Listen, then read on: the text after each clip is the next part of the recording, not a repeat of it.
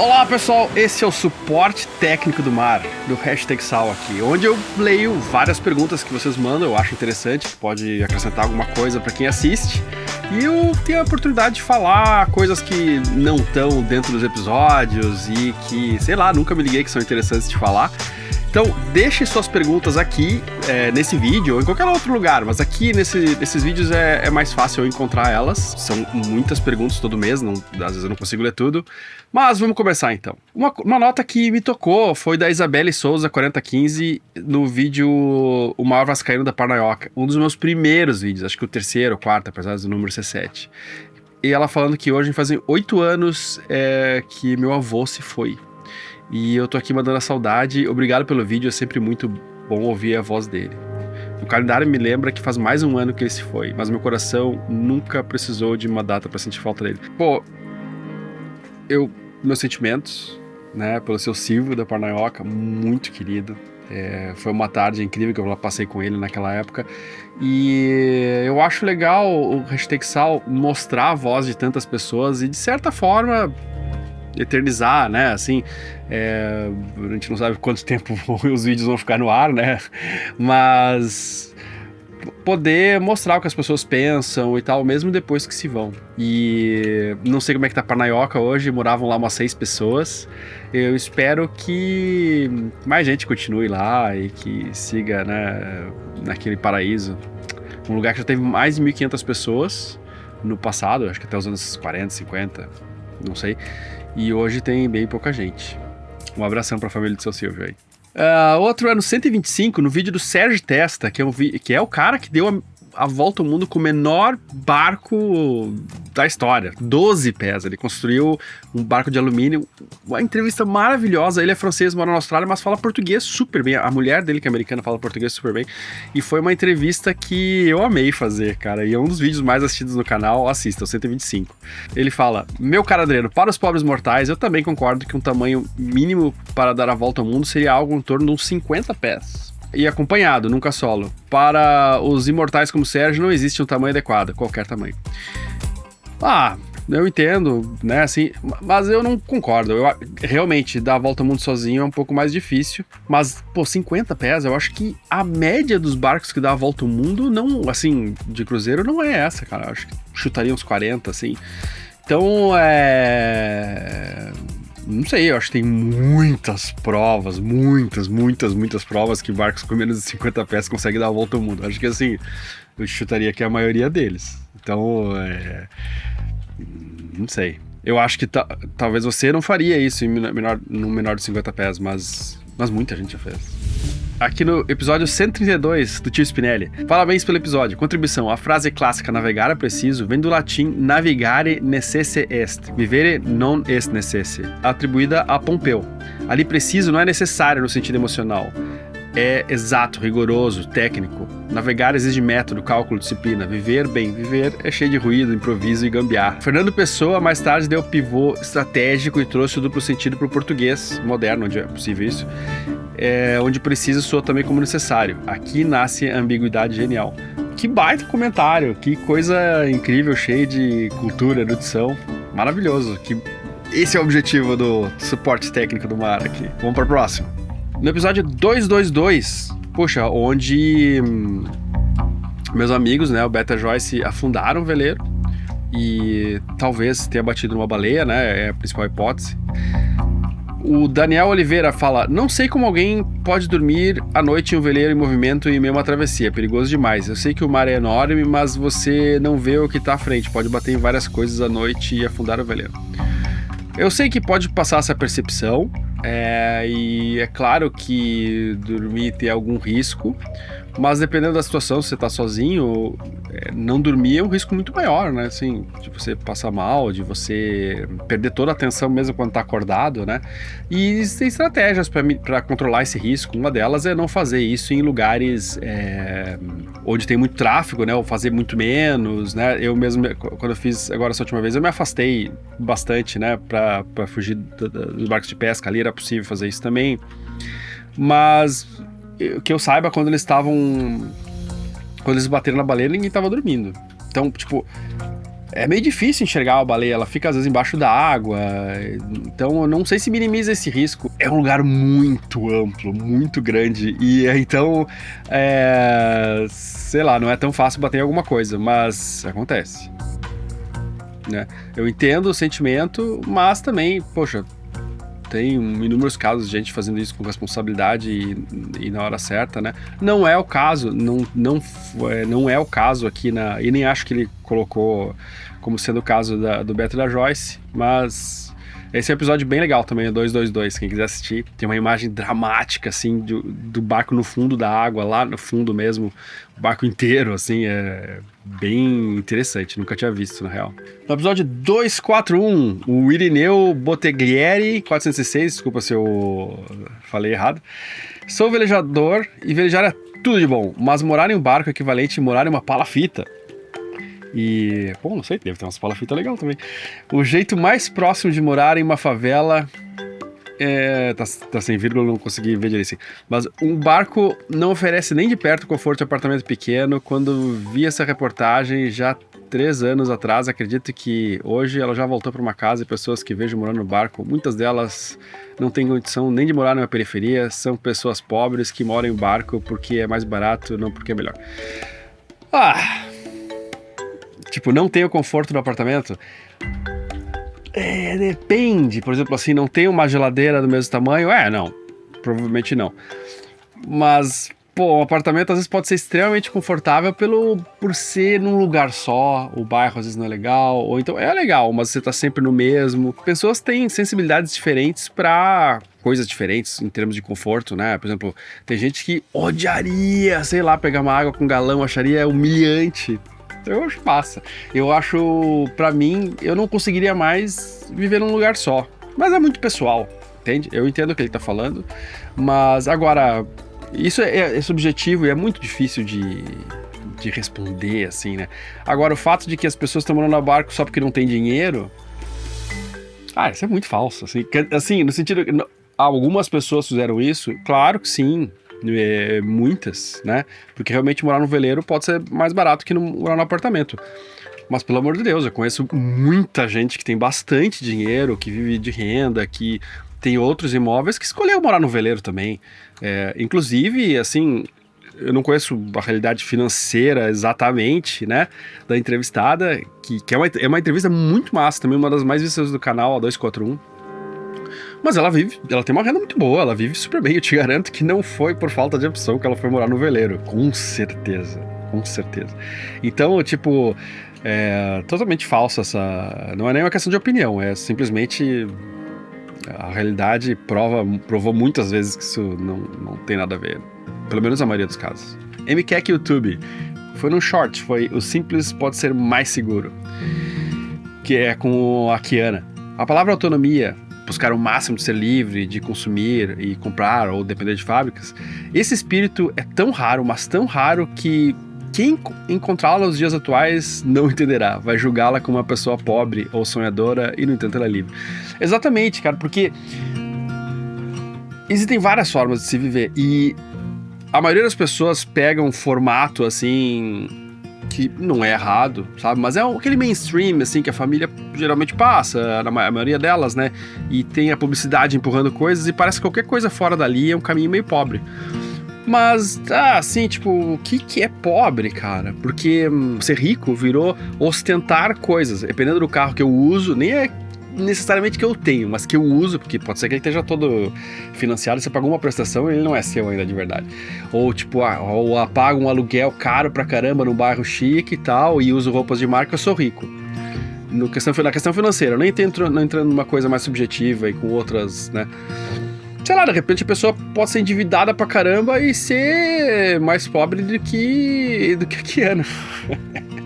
Pra mim, ser rico financeiramente é ter dinheiro de verdade guardado, ou em patrimônio e tal, né? E não tem nada a ver com que lugar que você mora, ou com, sei lá, que você exibe e tal, né? Eu acho isso. Aí, por outro lado, cara, assim, de uma riqueza mais subjetiva, eu acho que...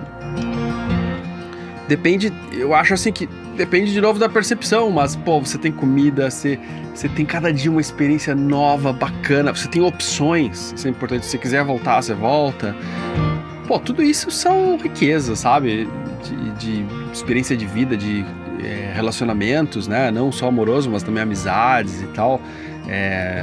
E eu acho que tem várias formas de encontrar isso. E outra, eu acho que tá todo mundo, às vezes, sabe assim, indo no mesmo... Agora, sendo abstrato, no mesmo horário, no mesmo lugar, buscando a felicidade naquele ponto ali. Tipo, todo mundo, toda São Paulo descendo pro Guarujá no mesmo tempo, procurando a felicidade, né? Na forma abstrata, tô falando, tá?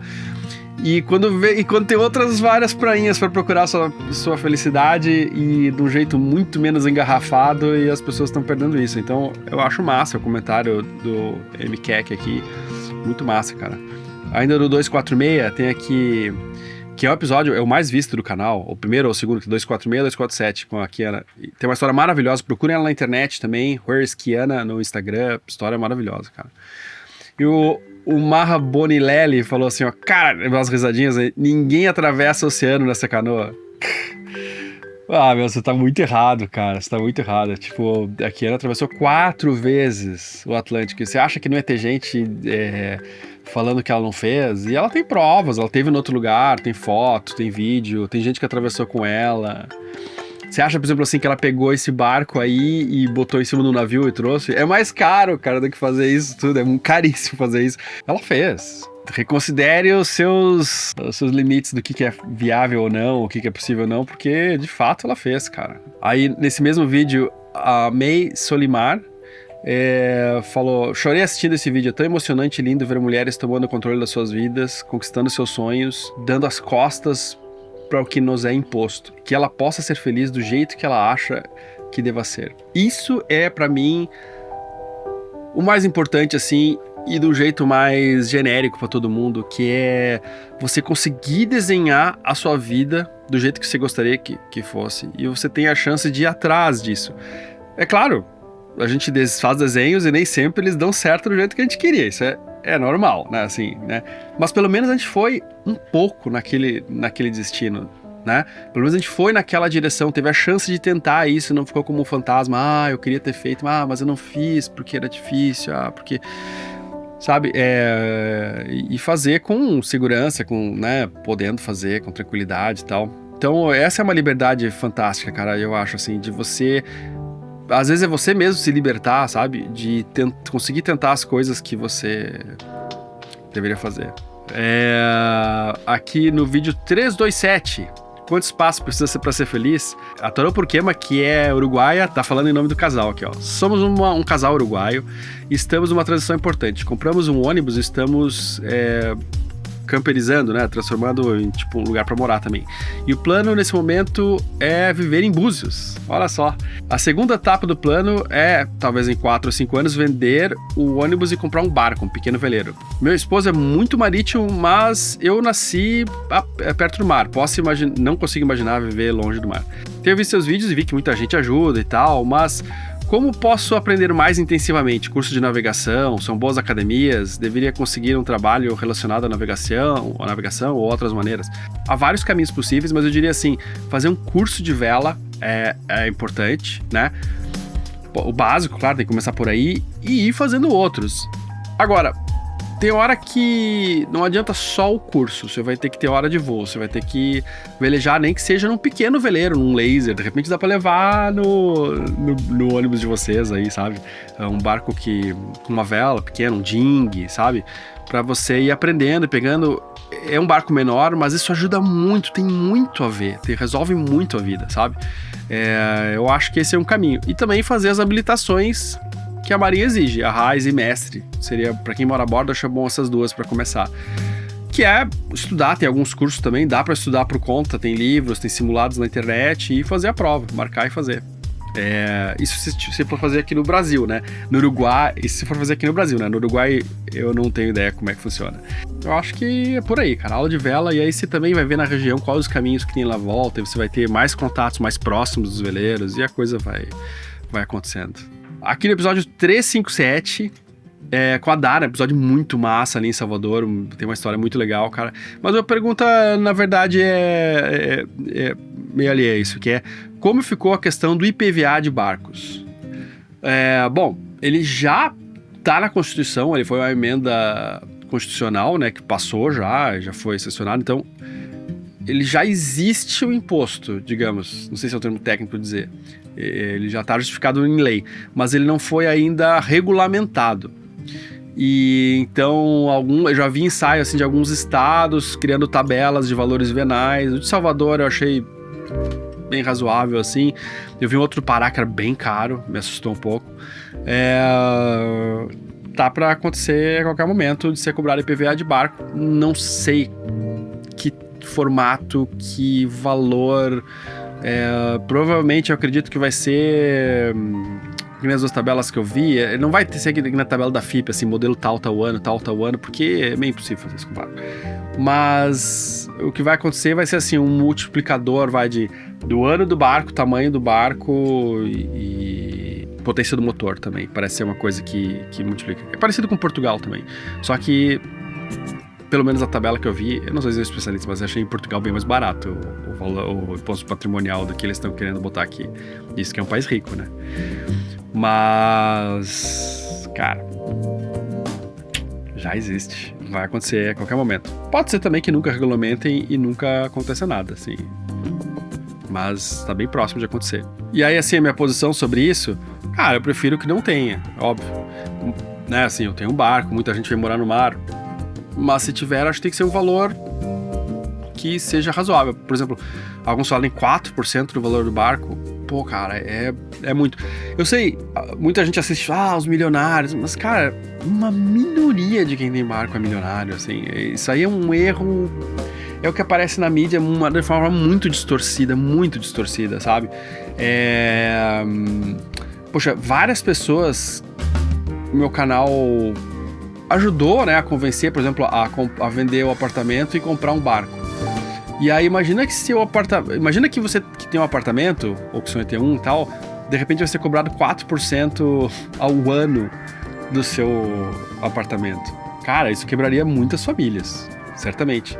E então, não sei, o IPTU é muito menos que isso, né?